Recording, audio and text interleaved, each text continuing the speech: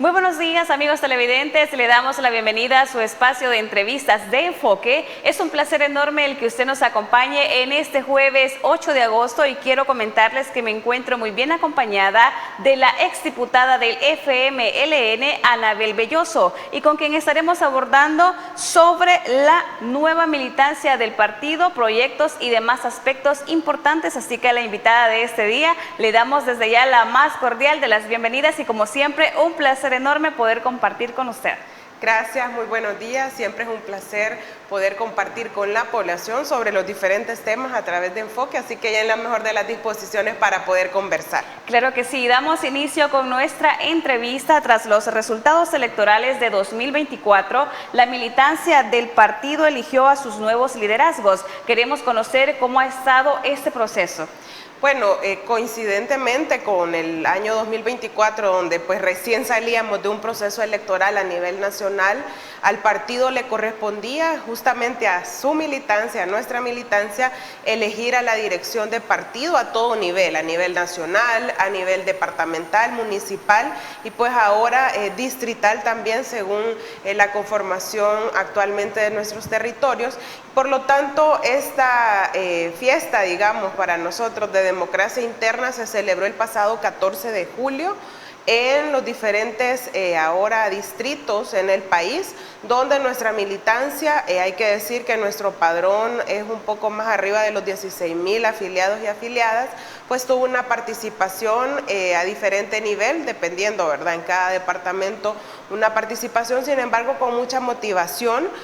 Fue bueno tener la opción, ¿verdad?, a nivel de la Secretaría General de dos compañeros que optaron en ese momento al cargo, que fueron a visitar también a los territorios planteando la visión, ¿verdad?, de partido en un contexto como el que actualmente vive el país y donde sabemos pues que el FMLN tiene un rol que jugar. Y por eso la importancia de este proceso de colocar en los espacios de conducción a hombres y mujeres con la claridad del momento, que sin tibiezas, con mucha firmeza, puedan y tengan la capacidad de conducir a nuestro partido, de dar propuestas, de dar alternativas ante la situación tan complicada que viven el día a día las familias salvadoreñas, y al menos por lo cual como FMLN nacimos, ¿verdad? El partido nace allá, bueno, se organizan a través de la unión de 5 organizaciones a inicios de los 80, en un contexto también bien complejo, en plena dictadura militar, procurando ser una alternativa de llevar justicia social al país, de llevar más derechos, y creo que hoy hay mucha vigencia en esa motivación, y por lo tanto, por eso nosotros creemos firmemente que a partir de este proceso, quienes resultamos electos y que ya en la pasada convención, el día domingo, este domingo pasado, 4 de agosto, ya digamos que se da por sentado la toma de posesión, aunque hay que esperar la oficialización del Tribunal Supremo Electoral, que es un paso que siempre se requiere porque los partidos políticos estamos obligados a hacerlo, pero creemos, al menos yo veo desde nuestra militancia una gran esperanza, una gran expectativa, un gran optimismo, porque lo que nos mueve pues es el amor por nuestro país, es el deseo de tener un El Salvador donde valga la pena vivir para todos y todas, donde no haya exclusión, donde haya igualdad, donde las oportunidades estén, y al menos esperamos pues poder cumplir ese rol dependiendo del espacio en el que hayamos sido electos y electas, teniendo clara una estrategia. Eso es lo que viene, ¿verdad? Todavía obviamente es recién que se está empezando este periodo, pero tenemos que hacer ese como plan de trabajo, definir estrategias, qué tácticas, porque obviamente tenemos grandes retos y desafíos, y teniendo conciencia de eso, de lo que necesitamos hacer para poder recuperar confianza y credibilidad por parte de la población y que vean en el FMLN como un partido de izquierda una alternativa, obviamente es para lo que estamos dispuestos y dispuestas a trabajar. Al menos yo creo que hago eco de quienes hemos resultado electos, ¿verdad? Porque sé que el momento de inscribirse para un cargo interno es ya también un nivel de compromiso y un nivel de conciencia. Y aceptación también por parte de los salvadoreños afines al FMLN. Exacto, porque al final estás ahí para desarrollar una tarea que la militancia te delega, ¿verdad? Es un nivel de responsabilidad que se debe asumir así con mucho compromiso, y yo espero, como lo digo, porque la militancia nos lo planteaba, ¿verdad? Todo este proceso, aunque es en corto tiempo, digámoslo así, lleva consigo un proceso de divulgación de las propuestas, de las expectativas, para que nuestra militancia también vote de manera informada. Yo debo decir de que, a pesar de que, y nosotros lo dijimos en su momento, hubo algunos señalamientos en medio del proceso, pues lo que ahora esperamos es que se aclare todo eso, que se transparente tal cual fue todo el proceso de cara a la militancia, y que ahora lo que nos toca es trabajar todos y todas juntos para empujar esto, ¿verdad? Que al final trasciende de un interés personal o un interés particular, porque, como digo, el interés genuino de nuestra militancia está ahí, y yo siempre he confiado en esa sabiduría militante, en ese compañero o compañera que está en el territorio, hasta allá en el último rincón más escondido del país, pero que está identificado con este proyecto, que está identificado con nuestras banderas de lucha y que trabaja día a día para ello. Entonces, creo que es importante. Como lo digo, este momento que vivimos definitivamente dependerá de todo el empeño, el esfuerzo, el compromiso, la coherencia que le pongamos para poder aportar en lo que el momento nos demanda para la vigencia de nuestro partido. La trayectoria y experiencia de los ya postulados, de quienes participaron, es muy importante, teniendo en cuenta todo el conocimiento y, como ya mencionamos anteriormente, el trabajo que se realiza en territorio. Pero quisiera conocer también si de manera externa hubo quienes se quisieron postular. Bueno, en el caso hay criterios o requisitos, ¿verdad?, que deben cumplirse según el reglamento que se aprueba para las elecciones, que lo aprueba el Consejo Nacional, y en esto, para tener un cargo de dirección partidaria, siempre se requiere comprobar años de militancia, ¿verdad? O sea, o de afiliación partidaria. Sí. Eso estaba claro en el reglamento, entonces desde afuera digamos que es difícil. Sí, nuestra militancia en el exterior, que también tienen una representación dentro de los organismos de conducción partidaria a través de sus representantes en la Convención Nacional, pero de alguien fuera de la militancia no se puede, porque hay un requisito ahí que cumplir, ¿verdad? Varía el tiempo de militancia requerido dependiendo del tipo de cargo, ¿verdad? Si ya es para secretario, secretaria general o adjunto, entiendo que son 10 años de militancia, y ya de ahí van como disminuyendo los tiempos requeridos, pero siempre está ese requisito. Entonces, quien no está afiliado y no cumple con ese criterio, pues obviamente no puede participar. Nosotros siempre procuramos, así como exigimos afuera que se respeten los requisitos que las leyes establecen en una elección, pues también en lo interno procuramos cuidar esos detalles, porque al final como partido también estamos obligados a cumplir la ley de partidos políticos que norma los procesos de elección interna y que también pues exige que exista un reglamento que desarrolle todo el proceso. Entonces ahí por eso vemos que quienes han resultado pues electos son compañeros que han tenido trayectoria, que la militancia al final ha valorado que pueden o podemos estar en los espacios para los cuales nos postulamos, claro, siempre cumpliendo ese y otros requisitos, ¿verdad?, que estaban detallados en el reglamento interno. Parte también de poder representar al FMLN con nuevos liderazgos, viene paralelo a nuevos retos, a nuevas proyecciones. ¿Podría comentarnos hasta cierto punto algunos? Bueno, en este caso debemos decir que fue electo el compañero Manuel El Chino Flores, sí, que es conocido por nuestra población también. Y bastante aceptado. Exacto, y la compañera Marlene Funes como adjunta, y luego está un equipo, ¿verdad?, de compañeros que forman el Consejo Nacional, la Comisión Política y la máxima autoridad de nuestro partido, que se llama Convención Nacional, que es un organismo grande, tiene representación de todos los territorios y, como lo mencionaba, también desde el exterior.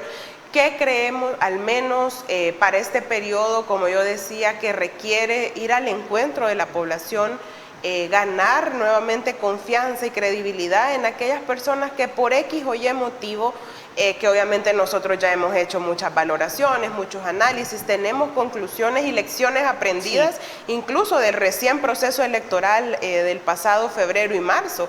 Obviamente todos esos análisis y valoraciones deberán servir para plantearnos el trabajo de aquí en adelante.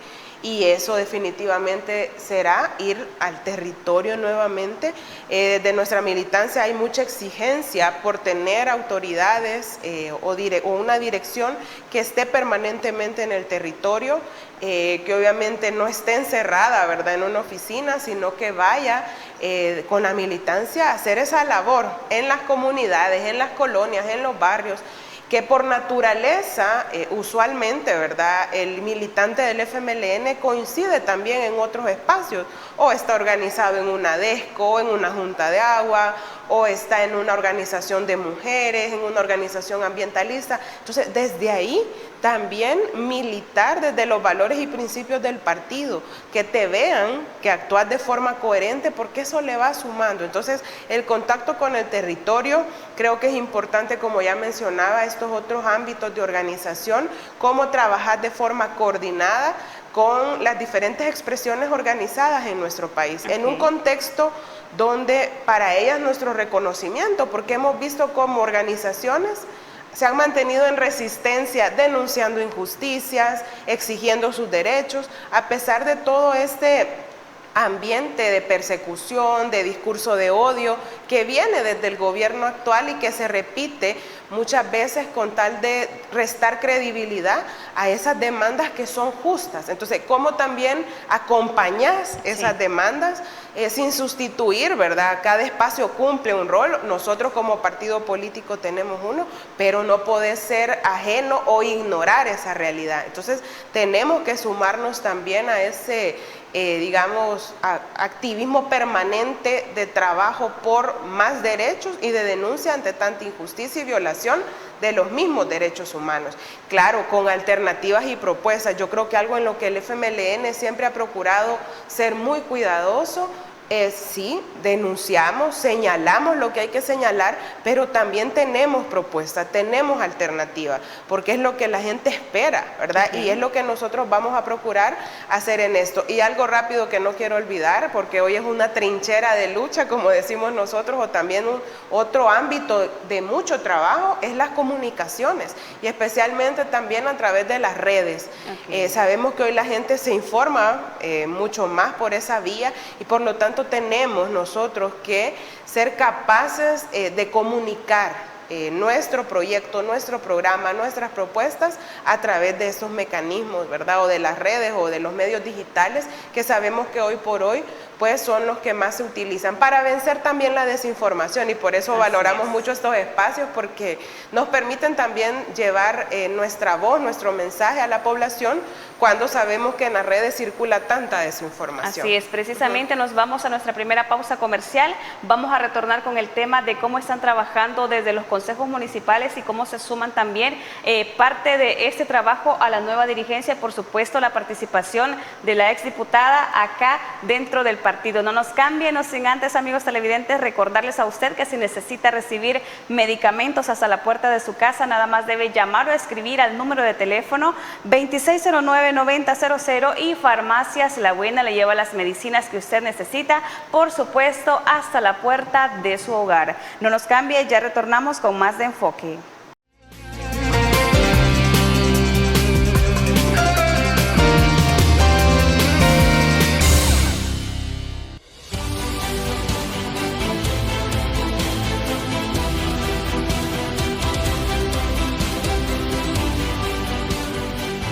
Nuestro compromiso, nuestra pasión, son algunas de las cosas que nos caracterizan como salvadoreños. Farmacia La Buena, la farmacia de todos.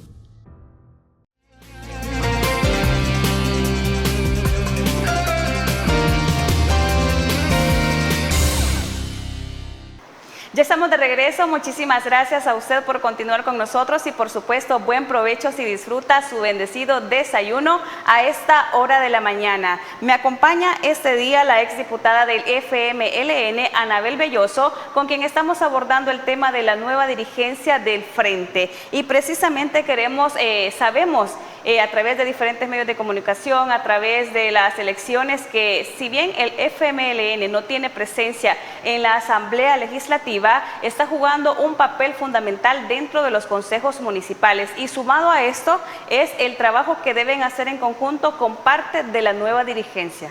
Claro que sí, una parte, digamos, importante dentro de los organismos de conducción, incluso forman parte también de la convención, es esta expresión de regidores o regidoras, ¿verdad?, que han quedado electos en los diferentes municipios. En el caso nuestro son 22 compañeros y compañeras, sí, entre propietarios y suplentes. Tenemos una muy buena representación, además de... Ha sido un cambio total. Exacto, el tema de en este caso de la representación en los consejos municipales, hay que decirlo, pues se adopta la nueva distribución territorial, y obviamente compañeros que ya tenían en algunos casos experiencias previas, incluso gobernando municipios, sí, porque han sido alcaldes o alcaldesas, hoy están en esos espacios con la misión clara de ser la voz también de las comunidades. Estar presentes, que es importante. Exacto, porque al final ya tuvimos también en el periodo anterior experiencias de no estar gobernando, pero formar parte de los consejos municipales plurales y poder ser voz de los diferentes sectores de nuestra población. Tuvimos el caso emblemático en Soyapango, por ejemplo, que solo un compañero concejal, pero ahí estaba colocando en la agenda aquellos temas que la alcaldía a veces no quería dar a conocer, pero que marcaron y fueron después y públicos, la gente se abocaba, ¿verdad?, también a poderle hacer las diferentes peticiones. Exacto, ¿verdad? Y eso creo que es lo importante, que la población sepa que ahí está nuestra representación, que están en la disposición de acompañarles en la gestión, ¿verdad?, de sus demandas. Sabemos que las comunidades desde el periodo anterior han tenido un retroceso bien marcado, los proyectos, programas, como antes, cuando claro, habían alcaldes responsables. Eso también nosotros siempre hemos procurado abanderar la importancia del desarrollo local, y nuestros compañeros y compañeras que fueron alcaldes o alcaldesas procuraron llevar ese desarrollo justamente hasta el territorio. Hoy están en abandono, no hay mantenimiento de calles. Bueno, eso uno lo ve hasta en la mera ciudad, ¿verdad?, en San Salvador, donde hay situaciones bien complejas, eso que es lo más visible, pero de ahí nada de proyectos de agua o proyectos de desarrollo social que antes eran fundamentales, como el caso de programas de becas, apoyos a financiamiento también, que sí, es importante. Y es que eso hay que decirlo, desde que se quita el FODES a las alcaldías, obviamente es prácticamente aniquilar el trabajo de la mayoría, porque muchas dependían de ese ingreso, y el problema es que no le das una alternativa. Hoy por hoy no hemos conocido tampoco, ¿verdad?, no se ha dicho que vaya a cambiar la forma de distribución. Sí se concentran los recursos, pero eso es todavía más grave, porque si se concentran los pocos recursos que se les transfieren a las alcaldías o aquellas que reciben a través del cobro de impuestos o tasas, ¿cómo se van a distribuir?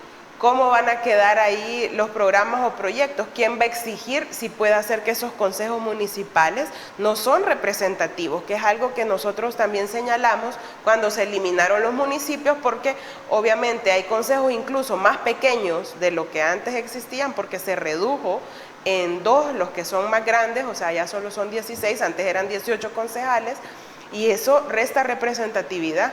Y para tener una cobertura de todo territorio es difícil, pero yo le digo que en el caso de nuestros compañeros y compañeras están con la disposición, han estado incluso señalando ya irregularidades en este periodo, los despidos al inicio que fueron injustificados de muchos trabajadores municipales, dejándoles sin una fuente de ingreso, afectando no solo al trabajador, sino que a toda su familia. Pero asimismo lo hemos visto como con las denuncias permanentes ante la situación que para mí es inhumana. Yo no sé ni cómo se puede calificar la persecución que sufren los vendedores en el centro de San Salvador sin que les den una alternativa. Continúa. Nada menos esta semana vimos cómo se da un incendio, ¿verdad?, en el mercado central, y a los vendedores hasta se les estaba negando el acceso con teléfonos para que la gente no grabe o no haga fotos y dé a conocer Incluso la gente puede necesitar tomar una foto para enseñarle a su misma familia o a alguien, o sea, pero eso es atentatorio también contra los derechos de la gente y es lo que están viviendo. Y para eso nuestros concejales y concejalas, pues obviamente han estado siempre en la disposición, ¿verdad?, de denunciar, pero también de presentar propuestas dentro de los consejos. Así que si en su municipio estamos ahí representados, no dude también en acercarse, ¿verdad? Como repito, al menos aquí en San Salvador tenemos 3 en San Salvador Centro, 1 en San Salvador Este, sí. 2 en San Salvador Sur.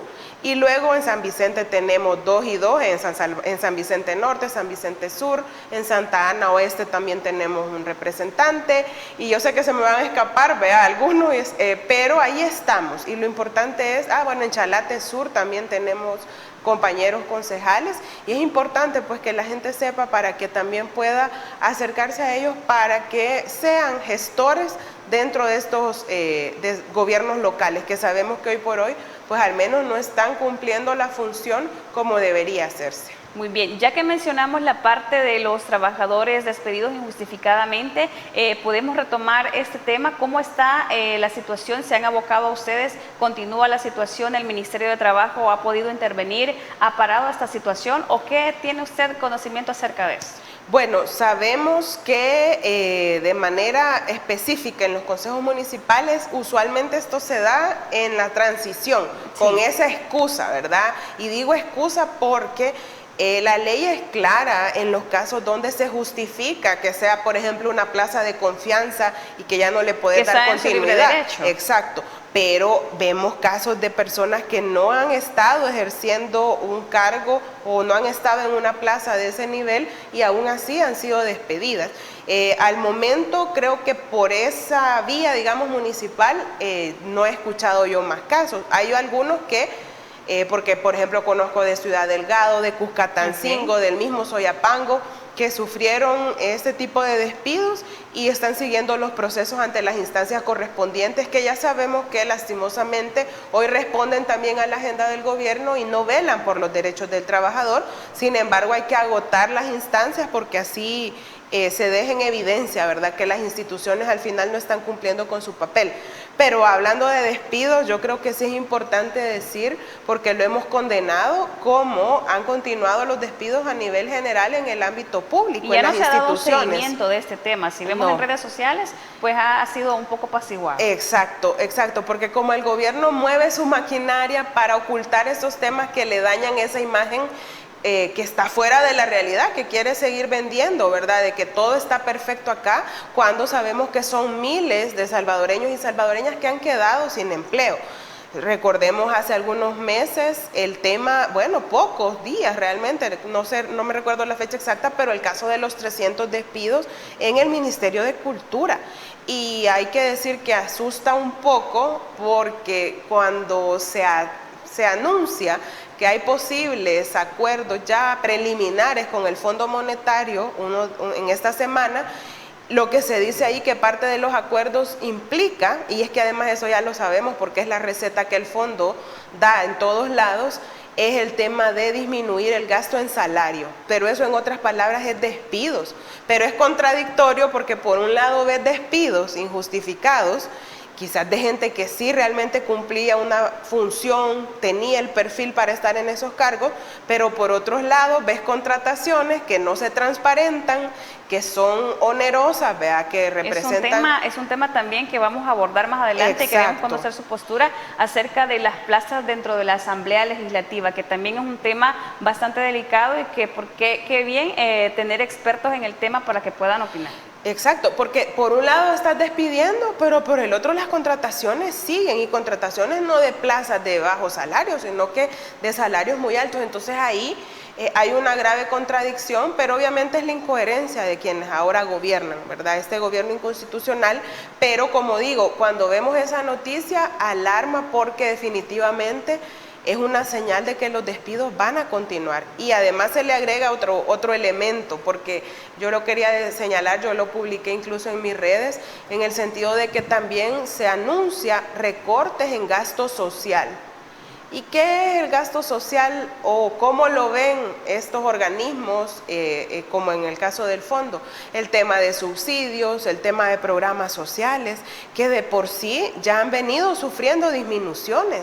Y por lo tanto pareciera que el camino que viene para este tipo de programas sociales que buscan beneficiar a los grupos más vulnerables, a la gente más pobre en el país, es que van a desaparecer. Eso va a agravar aún más la situación de pobreza que ya en el primer quinquenio de este gobierno, ¿verdad? Cuando sí todavía era constitucional o ya no es constitucional, ya la pobreza había incrementado 4 puntos. Los mismos organismos como la CEPAL decían, hay 200,000 personas que cayeron bajo la línea de pobreza al cierre del 2022. Todavía faltaba la actualización del año pasado, que la gente no me va a dejar mentir, no ha sido nada fácil.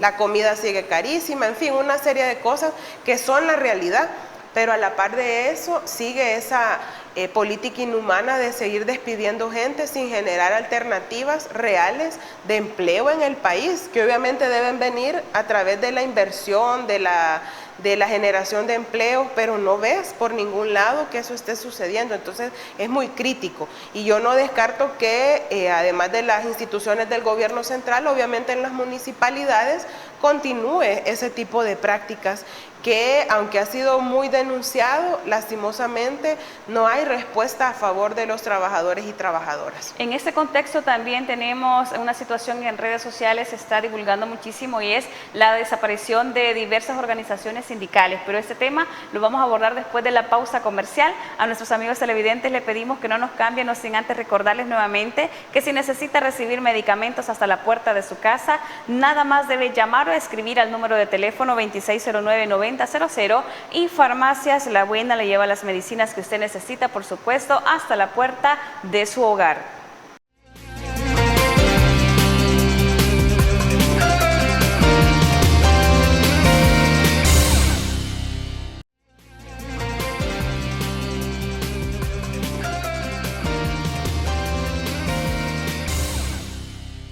Gracias por acompañarnos, ya estamos de regreso con su espacio de entrevistas de enfoque. Precisamente me encuentro muy bien acompañada de la exdiputada del FMLN, Anabel Belloso, con quien estamos abordando temas muy importantes referente a la nueva dirigencia del partido y por supuesto temas de coyuntura del país. Estábamos abordando anteriormente las diferentes irregularidades que se presentan y cómo ciertas organizaciones pues las están denunciando, y hemos visto en redes sociales ciertos rumores de desaparición de organizaciones sindicales. ¿Qué nos tiene que decir al respecto de este tema?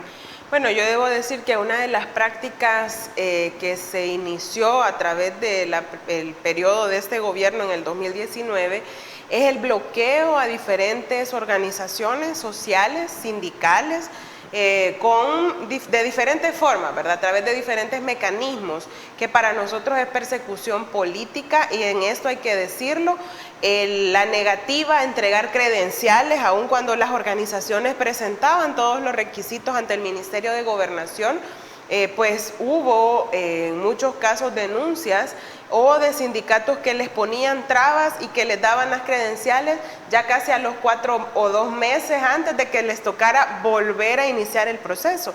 Y eso sin ninguna justificación, porque como repito, cuando estas organizaciones o sindicatos cumplían con todos los requisitos.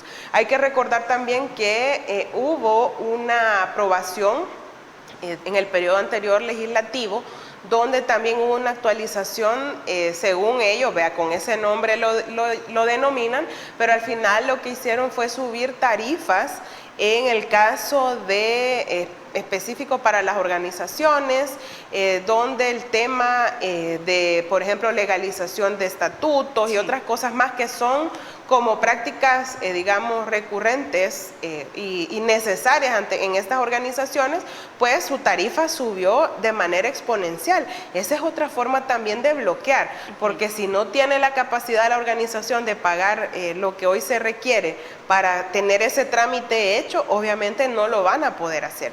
Y vemos cómo organizaciones defensoras de derechos humanos, hoy por hoy, en los últimos días han estado denunciando también, ¿verdad?, otro tipo de seguimiento, de que identifican que vehículos les dan seguimiento, que llegan a actividades que ellos convocan, o que hay conferencias y la policía llega a querer amedrentar, o sea, una situación compleja, porque al final eso atenta contra la libertad de expresión, la libertad de organización, la misma libertad sindical, ¿verdad? Yo creo que fue importante la manifestación también, aunque ya pasaron algunos meses, pero me voy a referir a ello, del 1 de mayo, que a pesar del intento siempre, ¿verdad?, de criminalizar las organizaciones, de decir de que estas organizaciones velan por cosas que no son ciertas, ¿verdad?, porque se ha llegado a decir tanta mentira y desinformación, ellas salieron a la calle a mostrar con mucha determinación, ¿verdad?,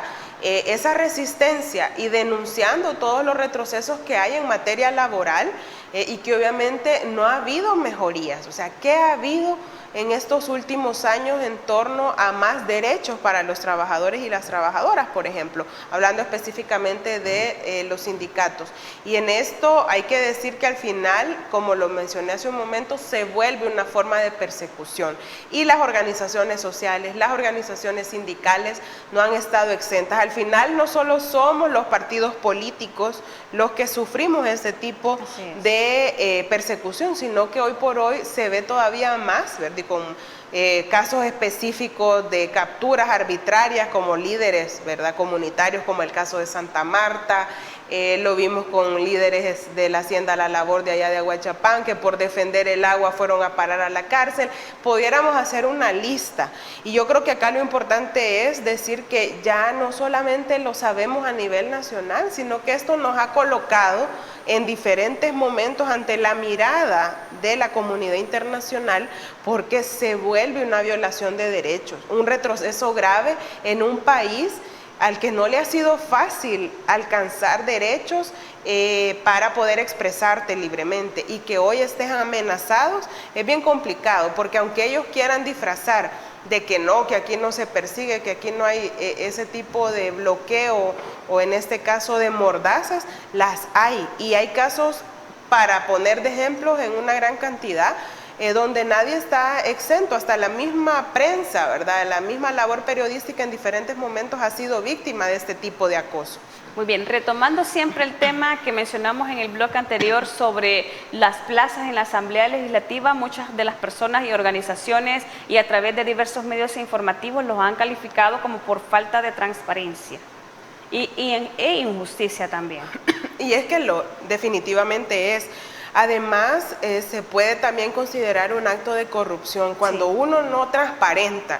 Si sos funcionario público, si estás al frente de una institución, más como un órgano de Estado como la Asamblea Legislativa, que hay que decirlo, siempre ha sido muy cuestionado, y con todo el derecho la población ha tenido pues la oportunidad de hacerlo. En otras épocas era información que estaba a disposición de la población si así lo quería. O sea, como antes las asambleas anteriores sí revelaban sus planillas, sí daban a conocer el tema de los presupuestos, y hoy esta asamblea no lo hace. Además, ¿considera usted de que no les están solicitando acceso a la información, diversos informes para poder conocer los diferentes pagos y cómo se está trabajando la situación administrativa dentro de la asamblea? No, es que la asamblea desde el periodo pasado, 2021, se negó a transparentar esta información que es de carácter oficioso. ¿Qué quiere decir? Lo hizo de manera confidencial. Exacto, declarando reserva. Hay que recordar que en los primeros meses hasta dijo que no iba a dar a conocer el tema de viajes y viáticos. Ante la opinión pública que se expresó de forma negativa y cuestionando eso, tuvieron que revertir. Pero la verdad que hoy por hoy siguen sin transparentar esos datos. Y ahora hay un silencio alrededor del tema por parte del oficialismo, ¿verdad? No se expresan los diputados, no se expresa ni siquiera quien tiene la responsabilidad de conducir la asamblea, en este caso el presidente, diciendo, no, eso que se ha filtrado, porque lo que se ha conocido, hay que recordar, es una filtración de datos donde obviamente hay información que genera mucha controversia, porque uno se pregunta, ¿verdad? Y es lo que yo mencionaba hace un rato, ¿cómo es que estás despidiendo por un lado, pero en otras instituciones hay contrataciones Y personas que aparentemente tienen 2 sueldos remunerados. Exacto, están en un lugar, están en otro, algo que se había venido procurando evitar, porque justamente al final son faltas éticas que ya decía yo, se vuelven incluso actos de corrupción. El no transparentar es un acto de corrupción porque al final se tratan de fondos públicos y esto es lo que la población debe recordar, es dinero que pagamos todos y todas con nuestros impuestos, que al final merecemos que nos rindan cuentas y que además sea transparente si estas plazas y estas personas asignadas a esas plazas cumplen con un perfil, tienen una función asignada, tienen un horario, hay controles para registrar que realmente llegan a ejercer el trabajo que se les ha delegado. Todo eso debería ser público. Yo creo que algo que la población siempre estuvo señalando, no puede ser que ahora nos hagamos del ojo pacho, como se dice en buen salvadoreño, y no se pregunte la población o no se cuestione. Y hay que decir, el tema, si no es por la opinión pública y sobre todo en redes sociales que se generó el cuestionamiento por parte de las voces oficiales, no ha habido ninguna aclaración. Entonces uno dice, el que calla otorga. Es decir, si no han salido a desmentir, es porque todo eso que se ha filtrado es la verdad. Y es lamentable, como repito, porque ellos llegaron con un discurso a la Asamblea Legislativa diciendo que iban a hacer ahorro, que iban a tener prácticamente una austeridad, que se iba a eliminar este tipo de cosas de doble plaza, digamos que hay una gente en la asamblea y tiene salario también por otro lado, en fin, tantas cosas que hoy por hoy estamos conociendo a través de esa filtración de información que sigue ahí y que además, hay que decirlo nuevamente, ellos incluso con el tema de la asignación para las contrataciones que se da por diputado, cuando llegaron la incrementaron, al contrario de lo que dijeron. Y lo que es todavía más contradictorio en este periodo es que se supone que disminuyeron la cantidad de diputados para ahorrar, pero lo que estamos viendo es totalmente más cantidad de lo asesores opuesto. y otras plazas. También hemos visto en redes sociales donde se le solicita al presidente Nayib Bukele que tome cartas en el asunto para que pueda investigar pues la gente que está en su entorno trabajando. Claro que sí, es que no es algo que sea exclusivo de la Asamblea. Yo creo que a todas las instituciones se les debería de pasar revista. Hay autónomas con plazas que superan los $10,000 y yo creo que eso en una realidad como la que vive el país obviamente no puede seguir. Muy bien, ¿considera de que a raíz de todo este proceso que se está presentando, la filtración de información, en algún momento las diferentes autoridades de la Asamblea Legislativa pues puedan presentar cierto informe y poder explicarle a la población lo que está sucediendo? Tienen en sus manos la oportunidad. Lo que no tienen es la voluntad, ¿verdad? Porque si no ya lo hubieran hecho y por eso digo, el que calla otorga y prácticamente le están diciendo a la población, sí estamos haciendo esto, tenemos tanta gente contratada con plazas ganando grandes sueldos y ya prácticamente diciéndole que no le importa lo que la gente opine, a pesar de que la gente ha visto y ha cuestionado porque obviamente no es correcto lo que está pasando alrededor de las plazas en la Asamblea. Y muchas veces vemos también de cómo muchas personas están pues comparando la situación de tener 2 plazas remuneradas y prácticamente el trabajo que se realiza es nulo, sino más bien no se presentan pues a trabajar. Mire, creo que parte de lo que la ley de acceso a la información pública o la misma ley de ética gubernamental trata de normar es eso, que a cada plaza le correspondan funciones específicas y que la persona asignada a esa plaza cumpla con un perfil y además cumpla con esas funciones, pero es lo que hoy por hoy no estamos viendo. Al contrario, uno dice, bueno, tantos asesores, ¿verdad? Si se supone que debería de haber un uso eficiente de los recursos. Nosotros al menos, y yo puedo hablar con propiedad, en el periodo anterior, desde el inicio, y esto lo hicimos junto a la compañera Dina Argueta, ¿sí? A título, digamos, cada una transparentó su planilla en nuestras redes sociales. ¿Por qué no hacerlo ahora los diputados de Nuevas Ideas? ¿Verdad? Que tanto también hablan del tema de las redes y eso, ellos fácilmente pudieran hacerlo. Si no se hace de manera institucional, ¿por qué no lo hace cada uno? ¿Cuál es el personal que tienen asignado?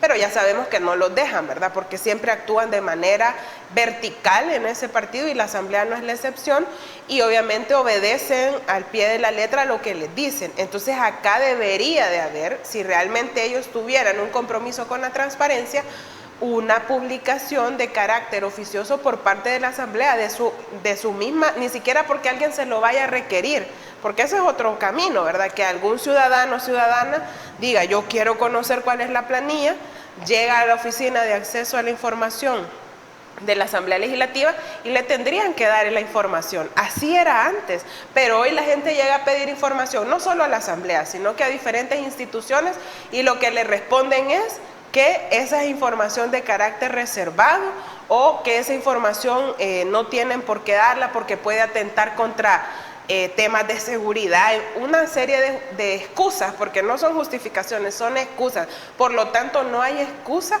y nuestra población tiene el derecho de conocer cómo están siendo utilizados sus recursos. Al final, el presupuesto de la Asamblea sale del bolsillo de la gente. Imagínense cómo en el pasado incluso hubo cuestionamientos por gastos de $1 en la Asamblea. Y ahora son gastos millonarios, no se sabe cuánto se ha gastado al final, y yo me quedé con el periodo anterior, no sé cómo ha continuado en esto que vaya de este periodo, pero remodelaciones en la Asamblea Legislativa. Bueno, lo vimos incluso para el tema de la toma de posesión el 1 de mayo.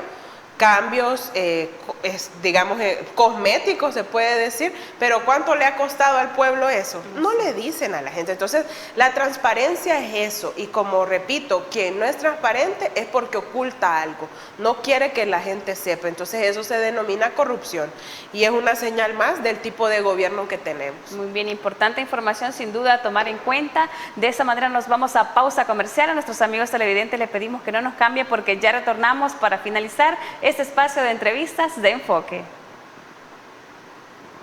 El papel de Anabel Belloso dentro.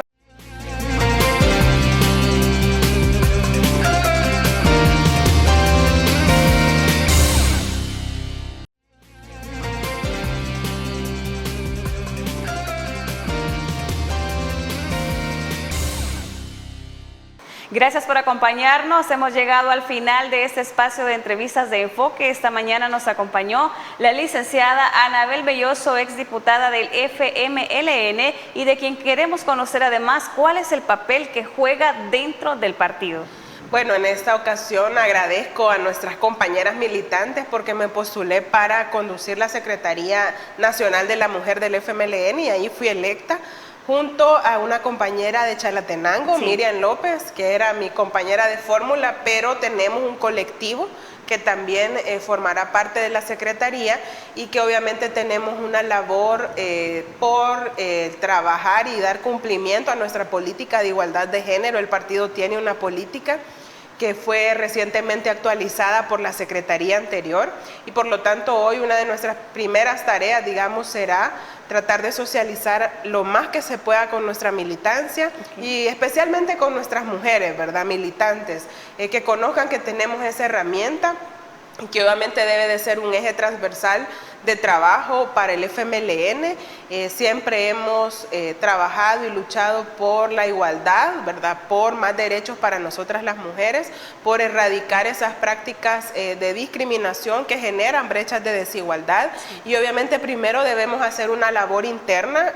Siempre estamos, y eso nos pasa como sociedad, ¿verdad?, en una permanente deconstrucción, como decimos, de aquellos patrones o estereotipos que la misma sociedad, que sigue siendo una sociedad machista, pues impone. Eso debe haber una lucha permanente por hacer esa deconstrucción, y luego también cómo generar propuestas o alternativas. Y por lo menos nosotros creemos que debemos fortalecer la organización del partido desde la incorporación también de mujeres, ¿verdad?, en cada espacio. Ya lo digo, son más de, según el padrón, somos como alrededor del 45% somos mujeres. Una gran mayoría. Exacto. Bueno, estamos casi mitad y mitad. Sí. Pero es el reto que tenemos, ¿verdad? Lograr la paridad, así como lo exigimos en otros espacios, también trabajar por ello dentro del partido. Hay un compromiso en el estatuto de eso y por lo tanto la Secretaría tiene mucho que aportar. Entonces en eso vamos a estar también procurando desde los territorios que cada comité distrital pues tenga una representante que sea el enlace con la Secretaría Nacional. Lo mismo a nivel de los municipios, a nivel de los departamentos, buscando hacer una red de trabajo a todo nivel para poder llevar adelante esta política y, como digo, tal vez en este periodo, que son 5 años, poder desarrollar también otros instrumentos.